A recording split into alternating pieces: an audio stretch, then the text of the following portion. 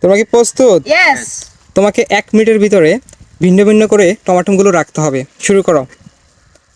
1, 2, 3, 4, 5, 6, 7, 8, 9, 10, 11, 12, 13, 15, 16, 17, 18, 19, 20, 21, 22, 23, 24, 25, 26, 27, 28, 29, 30, 31, 32, 33।